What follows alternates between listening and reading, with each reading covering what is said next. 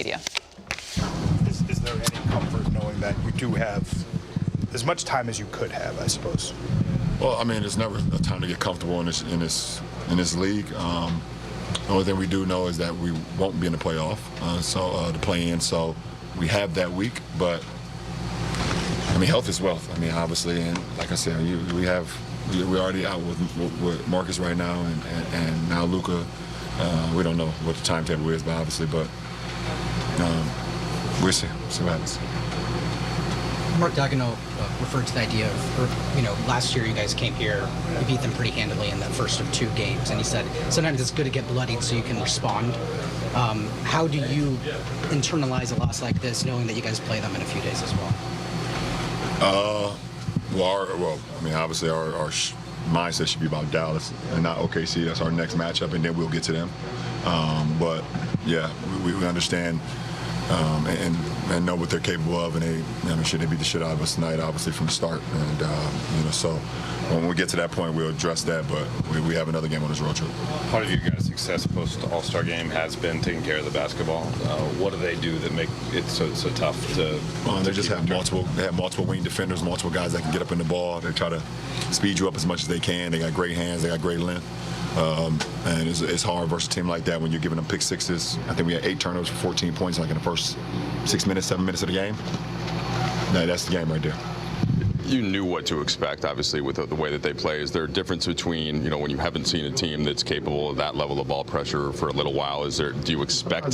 Sometimes it takes a little bit to get adjusted to, when you haven't played a team like that in a while.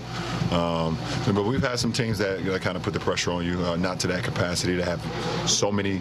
And they were still without AC as well. Another one of those pesky, wing defenders that can, heckle the ball. So, but they did a great job. Obviously, they're defending champs, and we expect them nonetheless. We didn't, combat that. You guys have been remarkably together over like the last month.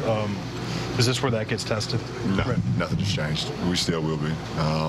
Obviously, be tested. Obviously, with our, with the head of the snake. Obviously, don't want to make no conclusions, but we see what happens with him. And then we'll go from there, but nothing is rattled. It's one game. It's part of the NBA season. As defending champions, we get it. We understand.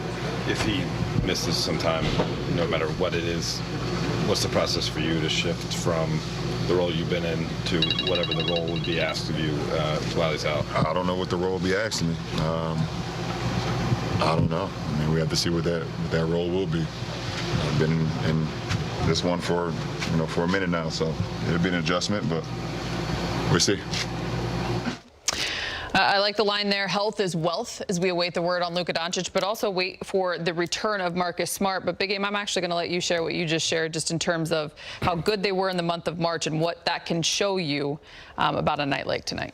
Yeah, look, the Lakers have really done a remarkable job of finding, who they are, their identity, their defense. But when you play against a championship pedigree like Oklahoma, and they haven't just been playing great overnight. They are champions. They have the MVP, and it kind of shows you where you have to get to. I don't think the Lakers, it was a horrible game. I know they can play better, especially if they got Marcus Smart in there to set the tone defensively. But it does show them the tone, the attitude, the physicality, the way you have to prepare mentally to even start a game. From the beginning of the game, Oklahoma jumped on them so quickly, and they can't allow that to happen. So, but they see where they are right now. 5 days from now, they'll get that second test. Yeah, really, the only thing that has stopped OKC this entire season is injuries. And the San Antonio Spurs, the Spurs are 4-1 against them. Remember, they had that extra game in the in-season tournament in the NBA Cup, and they beat them in that, too. So it's been an amazing run for the Spurs, but the rest of the NBA needs to figure out how to do this as well. And I still go back to what we said on the pregame show. When the Lakers played OKC here in L.A. in early February, there was no Luka and there's no Shea, so that kind of canceled each other out right there. Allie, it went down to the wire. The teams are tied with like 4 or 5 minutes left, and then Jalen Williams starts, taking over in the end, and OKC wins by 9. I would say that was a little deceptive. It didn't even seem that close. So the Lakers can play with these guys. Maybe that's the tape that JJ shows the team before they play again in 5 days, because that game was obviously much more competitive than this game, or when they faced each other long ago, right after the season started. I believe it was November, and OKC won that one pretty handily too against the Lakers. Walk us through it. I'll come back to you on this, as we just heard LeBron say you have to obviously take it one game at a time. As much as you want to look to that next test with the Thunder next Tuesday, you still have Dallas ahead of you on Sunday, because as we talked about in the pregame show, the magic number coming in for the Lakers was 4 when it came to solidifying that 3 seed. Yeah, and the good news for the Lakers is Denver has a tough matchup Saturday. They're playing the Spurs, who we just gave some props to. So, you know, maybe Denver, they're only about a game and a half behind the Lakers. Maybe after tonight's Laker loss, maybe they fall back to 2 games back if the Spurs beat them. So, you know, the Lakers, I still say if they go at least 3-3, they're gonna sew up that 3rd seed. You know, Denver's not going to go 6-0, and you know, it's just when will Luka be back? And hopefully we hear from Austin and see how he's doing tonight. That's the thing. So with 5 left, you have to go 3-2. 3-2 now. Yeah. And with that said, as you mentioned, you'll really feel how real that 15-2 month of March was for the Lakers. You're getting ready How to they see. respond. You're getting ready to see in this how you recover versus Dallas. Regardless of who's in the game, they're going to have to figure out a way to win. And then you get to really look at, I don't know if JJ even wants to look at this film, maybe go over your game plan of how you're going to start, how physical you have to play, and how you have to respond to their physicality and not let them push you around. You know, looking for mismatches is not going to work against this team. So when you pick and roll, it doesn't matter. Ayton, I thought he okay. Times he got some inside shots. You know, dribbled a few passes and turnovers, but they're going to need Rui. They're going to need the team to really perform when they play them the next time. Yeah, and James, the good news for the Lakers, their body of work, especially in March, was so important that they sewed up all these tiebreakers. Yeah. You know, Houston, Minnesota, and most importantly right now, they got the tiebreaker with Denver. So there's no need to panic. It really was just one game on an 82-game schedule.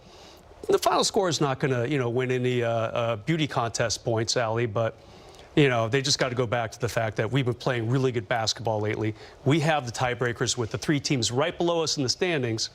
Let's just close out with at least 3-2, maybe even 4-1 if you can make that happen. You know, it just hit me that you were talking about how it's really hard to find a weakness on offense, but also defensively to pick on someone for Oklahoma City, and they still didn't have Alex Caruso. Yeah. That's defense, his toughness. He's been playing physical. That's one good bright spot for the Lakers moving forward as they go into the rest of the season, the playoffs, that he's really improved on the defensive end. He has size, did a good job against Donovan. He's had some good matchups, so that's good for Jake.